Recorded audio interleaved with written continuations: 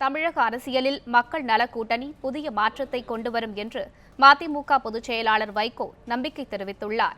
அரியலூரில் செய்தியாளர்களிடம் பேசிய வைகோ, ஜல்லிக்கட்டுக்கு உச்சநீதிமன்றம் தடை விதித்தபோது ஆட்சியில் இருந்த திமுக நடவடிக்கை எடுக்காமல் மௌனம் சாதித்ததாக புகார் கூறினார். ஆனால் இப்போது ஜல்லிக்கட்டுக்கு ஆதரவாக திமுக போராட்டம் நடத்துவதாக அறிவித்தது வேடிக்கையாக இருப்பதாகவும் வைகோ தெரிவித்தார். தமிழக அரசியலில் மக்கள் நல கூட்டணி புதிய மாற்றத்தை கொண்டு வரும் என்றும் வைகோ நம்பிக்கை தெரிவித்தார். மக்கள் நல கூட்டணி மக்களிடத்திலே வலுவாக சென்று கொண்டிருக்கிறது.